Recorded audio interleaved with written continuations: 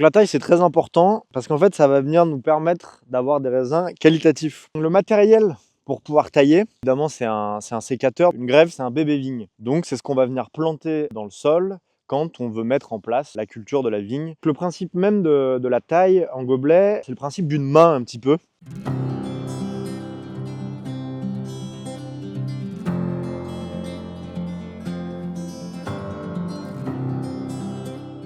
On a deux façons de tailler prédominantes dans le Beaujolais. Donc c'est le gobelet, donc c'est ce que nous on fait comme taille. Et ensuite on a le cordon. Donc le cordon c'est ça. Quelle est la différence? C'est que déjà comme vous pouvez voir c'est planté de manière beaucoup plus large. Donc là souvent on a 2 mètres. Donc pourquoi ces 2 mètres là? Ces 2 mètres en fait vont nous permettre de pouvoir travailler. Je précise, c'est pas nos vignes, hein, ça. Nous on n'a pas encore de cordon. Nous il y a juste la plantation qu'on ira voir après, ou potentiellement ça va devenir quelque chose comme ça, mais on verra, on en discutera en bas, je vous le dirai. Mais donc du coup ça oui c'est pas nos vignes, c'est celles de notre voisin, nous elles sont juste derrière. Mais donc le but c'est de pouvoir passer en tracteur. Donc pour pouvoir en fait travailler au niveau des pieds, pour gérer l'enherbement, donc éviter les produits, etc. Alors ça ne veut pas dire que toutes les personnes qui ont des vignes en 2 mètres ne mettent pas de produits, hein, mais ça facilite le passage des tracteurs. Et ensuite, donc c'est conduit de manière à avoir une vigne qui va être palissée. Donc ce qu'on appelle palisser, c'est monter sur fil. Donc, comme vous pouvez voir, on appelle ça des amarres. On a des piquets qui sont souvent à un certain écartement. Sur ces piquets-là sont tendus des fils. Et en fait, on va venir palisser la vigne, faire en sorte qu'elle soit le plus possible dans le sens du fil. Avantage, inconvénient. Avantage de cette technique-là, c'est que c'est très facilement mécanisable. Donc que ce soit pour les vendanges, donc on va pouvoir passer la machine à vendanger, chose qui est complètement impossible dans les gobelets. Pour les traitements, ça va être plus simple. On va avoir des traitements qui vont être plus efficaces parce qu'on a une moins grosse densité. On a les feuilles qui sont plaquées, donc quand on est plaqué, on touche un plus grand nombre de feuilles, alors que dans le gobelet, on va avoir des feuilles qui vont être à l'intérieur qu'on va malheureusement pas toucher avec le produit. Et ensuite pour le travail du sol, parce que comme je vous le disais, on est à 2 mètres. Toujours très important d'avoir un chien de sécurité, on ne sait jamais s'il peut nous arriver quelconque problème dans la vigne. Et donc après pour le travail du sol, donc c'est bien plus facile parce qu'on travaille à 2 mètres, donc on a un tracteur, on a des outils derrière, et donc très souvent on ne travaille plus avec l'enjambeur. L'enjambeur c'est ce que vous avez vu dans la vidéo, travail des sols, donc on travaille avec un tracteur et un outil derrière. Les avantages, c'est cela. Alors après, il y a surtout, donc moi, la machine à vendanger. La machine à vendanger, c'est un avis personnel. Je suis contre cette machine à vendanger. Là, je vais partir un petit peu dans une élucubration personnelle. Pourquoi je suis contre la machine à vendanger? Parce que le problème, c'est que ça crée des vins standardisés. Aujourd'hui, on standardise tout, que ce soit dans la mode, que ce soit dans la restauration, que ce soit dans n'importe quel domaine. Et le problème, c'est que plus on perd d'identité, plus on se démarque de nos voisins. Nous, ce qui nous démarquait anciennement dans le Beaujolais, c'était la taille en gobelet, c'était une certaine façon de vinifier, etc. La machine à vendanger, c'est très pratique, hein. Je ne dénigre pas ceux qui le font, mais c'est pas du tout adapté pour nous, notre paysage, etc. On a beaucoup de vallons, c'est très pentu. C'est pas du tout comme d'autres vignobles où eux ont des kilomètres et des kilomètres de vignes, où là, ça a tout son sens. Mais nous, ici, ça perd un peu d'identité parce que ça abîme, mais alors d'une façon incommensurable, la vendange quand on va venir vendanger, parce que le principe de la machine à vendanger rapidement, c'est des palpeurs. Donc pareil, c'est un système d'enjambeur. C'est un gros tracteur qui va passer au-dessus du rang, et on a des palpeurs qui vont taper très fort les sarments, et ce qui va faire tomber les grumes, donc c'est les petites boules de raisin, dans un circuit de tapis roulant, et qui va venir remplir une benne. Donc ça écrase, donc on peut pas trier, on peut vraiment pas du tout gérer quel bon raisin, pas bon raisin on veut garder. Ça fait une espèce d'énorme soupe, et cette soupe-là, ensuite, on va venir la vinifier. Moi, je trouve que c'est très mauvais, qu'on altère un petit peu les qualités du raisin, etc. C'est mon avis personnel, je dis pas que c'est le bon ou pas le bon, mais c'est ma sensation. Je pense que si les anciens ont toujours fait du gobelet, c'est qu'il y a une raison. Et d'autant plus aujourd'hui, d'un point de vue météorologique, parce que ce genre de vigne-là, malheureusement, on est palissé, donc de manière à avoir le soleil qui frappe en mode grippin du matin au soir. Donc, comme je disais tout à l'heure, une beaucoup plus grosse évaporation de l'eau, donc un stress hydrique pour la plante, donc une moins grosse capacité à fournir du raisin, etc. Donc il y a beaucoup de défauts. Après, chacun en fait un petit peu comme il veut, hein, bien sûr, parce qu'il y a des gens qui veulent faire du vin, voilà, d'une qualité un peu moindre, donc ça réduit nettement les coûts d'avoir ce genre de taille que le gobelet. Après, chacun fait comme il peut et comme il veut. Mais globalement, voilà, c'est deux façons différentes de gérer sa vigne, sachant que ça, on peut l'avoir en rouge, donc ça on appelle ça le cordon, hein, et on va l'avoir en blanc, où là, ça va être des baguettes. Alors là, malheureusement, il n'y en a pas autour de nous, je ne pourrais pas vous montrer, mais c'est encore une autre façon de tailler la vigne et de gérer sa culture. sachant qu'il y a une multitude pareil hein, de façons de tailler et de mener son pied de vigne. Mais globalement, voilà, dans le Beaujolais, c'est les deux plus connus.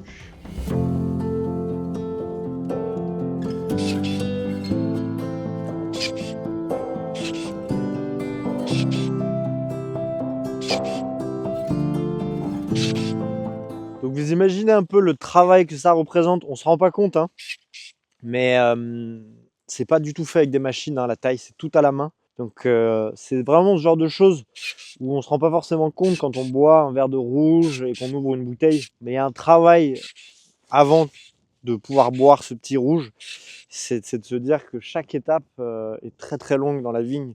Donc la taille, il y a vraiment, c'est pas un problème je dirais, mais c'est bien de se rendre compte vraiment voilà, du travail effectué par les gens. Rita, on peut faire quelque chose tranquillement? Non, tu veux venir t'asseoir encore là? Mais non, c'est important de se dire que voilà, derrière chaque bouteille, il y a une histoire, une envie de faire partager un terroir, une façon de faire, une vision. Et c'est pour ça qu'on crée cette chaîne aujourd'hui aussi, hein. C'est pour vous permettre de vivre tout ça et de se rendre un petit peu compte, parce que quand on n'est pas dans le métier et pas du milieu, c'est compliqué de se rendre compte et de s'imaginer le travail qu'il y a. Mais oui, on taille bel et bien à la main les 10 000 pieds hectares qu'il y a sur un hectare. Ça fait beaucoup. J'ai froid, j'ai déjà les mains congelées, en même temps j'ai pas de gants, c'est pas très intelligent. Mais c'est ça, mais c'est l'amour du métier. Et c'est pour ça qu'on veut aujourd'hui vous partager tout ça. Et surtout l'amour des bons canons. Enfin ça on verra à la fin si on fait du bon vin, mais on va essayer quand même. Quand on taille, c'est important de bien nettoyer les différentes plaies de l'année dernière. Par exemple, ici, on va avoir ce qu'on appelle des chicots. Donc les chicots, c'est le bois mort de l'année dernière. Vous vous souvenez, quand on taille au premier bourgeois franc. Et ensuite, on a ce qu'on appelle le cône de dessèchement. Donc le cône de dessèchement, ça va nous faire un chicot. Un chicot comme ici, comme on peut voir. Et donc le but, c'est vraiment de les enlever pour permettre de faciliter le système de sève. C'est vraiment de faciliter le passage de la sève dans le pied. Donc c'est très important de les enlever, mais tout en évitant de faire la connerie que j'ai faite tout à l'heure, qui est d'attaquer en fait le cambium. Donc le cambium, c'est quoi? C'est la première partie qui protège l'écorce, hein, c'est une partie de l'écorce. Ensuite aussi, c'est important de bien veiller à voir les différents stigmates, faire attention aux stigmates météorologiques et de ce que la plante a pu subir l'année dernière. Et par exemple, on a la grêle. Donc l'année dernière, ici, on a eu un peu de grêle. Et donc, la grêle, quand c'est des assez gros grêlons, ça va venir frapper les bois. Et quand ça frappe les bois, malheureusement, bah, ça va l'abîmer, ça va l'ouvrir. Et sauf que ça, bah, on s'en rend pas compte parce que c'était à peu près à l'été dernier, donc avant les vendanges. Mais la plante, elle est toujours marquée par ça, donc ça a fait une cicatrice. Et donc ça fait une faiblesse à ce niveau-là. Donc là, on le voit bien ici, on a une espèce d'énorme bourrelet là aussi. Donc là, on est un peu dans une impasse par exemple, parce que je sais pas vraiment lequel choisir, parce que les deux ont un bourrelet et sont vraiment pas beaux. Donc la décision à prendre, ça va vraiment, déjà celui-là, de le couper, et celui-là, de le couper juste en dessous de son petit bobo, pour faciliter le flux de sève de mon bourgeon qui va venir pousser juste en dessous de ce petit bourrelet. Pour répéter, on n'oublie pas, hein, ça c'est le bois de l'année dernière. Attendez, je vais vous enlever celui-là, comme ça vous verrez mieux. Ça c'est donc le bois de l'année dernière, mon bourgeon a poussé là. Ça c'est mon bois de l'année, c'est ce qui a poussé de novembre dernier. Non, c'est plus mars, parce qu'on va pas se mentir, on a fini en mars de tailler l'année dernière. On a dit qu'on se disait tout. Et là, c'est ce qui va être mon futur bois et le futur raisin de l'année prochaine. Celui-là, ce sera notre pied témoin, on va le retenir. Comme ça, au moins, vous verrez l'évolution d'un pied, de la taille jusqu'au vendange. Donc vous avez vu comme il est beau, on va bien se souvenir de là où il est, il faudrait qu'on arrive à le marquer, parce qu'on le prendra en photo, c'est vrai ça. Donc ça, ouais, ça va être bien, ça va être notre pied témoin. C'est pas le plus beau, parce que c'est pas le plus, comment on appelle ça? Pas le scolaire, mais la meilleure image du gobelet, parce que le gobelet, c'est beaucoup plus une forme de main, donc on n'oublie pas le pied, les 1, 2, 3, 4, 5 porteurs. Et ensuite, on va venir mettre nos petits bourgeons pour pouvoir avoir les sarments de l'année prochaine.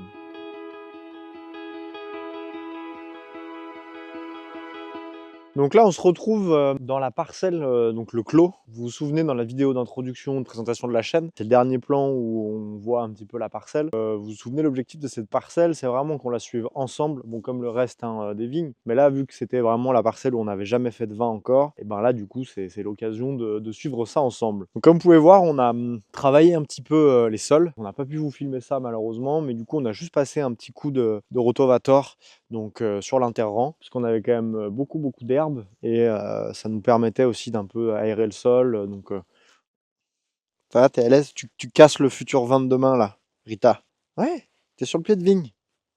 Donc le but du travail de ce sol-là, enfin le travail du sol, là, c'est vraiment être ventilé et de gérer un petit peu l'enherbement. Donc comme vous le voyez sur cette parcelle-là, on n'est pas du tout sur une taille menée en gobelet. Là, on est en termes de densité de plantation et de manière de plantation, on est sur le même système que là-haut qu'on a vu, donc qui est en palissé. Alors par contre, nous, sur la façon de tailler, on va pas du tout être pareil que là-haut, parce que comme vous avez pu le comprendre, je suis pas très fan du palissé. Je critique pas ceux qui le font, hein, attention, hein, qu'on soit bien d'accord. C'est juste que moi, j'ai pas envie, enfin avec Alexis, on a décidé de mener ça d'une autre manière. Et donc ici, on va essayer de faire des gobelets montés sur des vignes à 2 mètres. Donc on retrouve ça un peu Châteauneuf-du-Pape, etc. On a un peu ce type-là de taille. Donc on va vous montrer un peu comment on fait, sachant que là, donc, comme je vous disais dans la première vidéo, cette vigne-là, elle a 4 ans, je crois bien. Et donc là, on appelle ça une taille de formation, ce qu'on fait actuellement. Donc on va vous montrer un petit peu.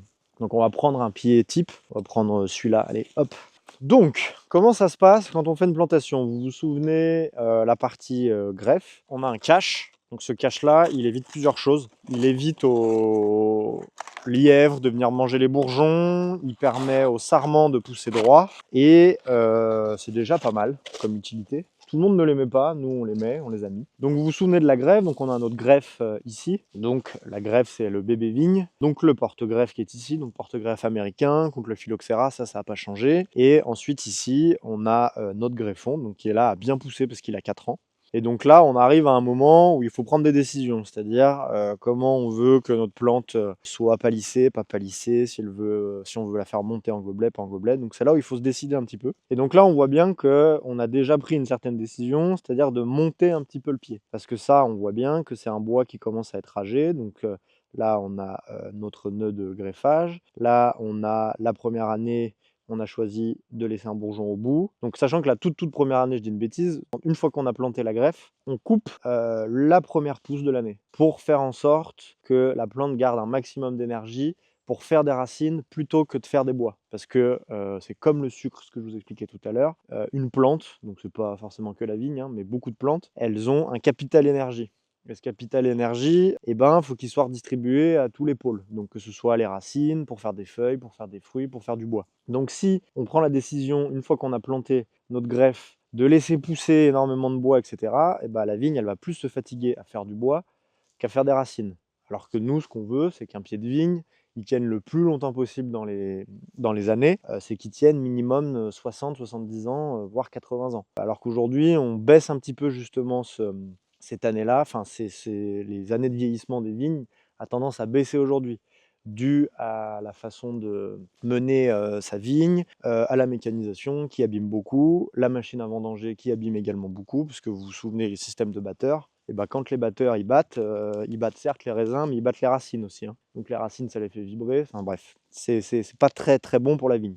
Une fois qu'on a décidé un petit peu la manière dont on voulait mener notre vigne, donc nous c'est un gobelet monté, pied monté. Donc pourquoi pied monté? Parce qu'on n'oublie pas qu'on est en bio. Donc là ici on voit bien que c'est l'interrang qui est travaillé. Ensuite on va venir travailler l'intercept. L'intercept, vous vous souvenez, il y a des outils spécifiques qui vont venir en fait travailler cette zone-là et à l'aide de palpeurs vont venir toucher le pied de vigne et s'écarter. Nous, pour éviter d'abîmer le pied de vigne et qu'on arrache quoi que ce soit, il faut qu'on monte au maximum notre pied pour avoir ici une zone assez solide qui permette aux palpeurs de venir s'écarter convenablement et éviter d'avoir un pied de vigne où tu as une corne. Donc la corne, c'est une des parties de la vigne qu'on appelle donc comme le porteur, etc. Donc c'est la corne aussi, qui est une corne qui soit par terre et qu'on vienne arracher ça avec le tracteur. Donc ça permet aussi de bien ventiler, d'avoir un travail du sol qui soit nettement plus accessible quand on a un pied monté. Donc nous, ça va vraiment être l'objectif de cette taille de formation. Et ensuite, de le garder en gobelet pour les avantages que je vous ai énumérés tout à l'heure, donc une bonne ventilation, une bonne résistance à la chaleur, une bonne résistance au vent et au stress hydrique.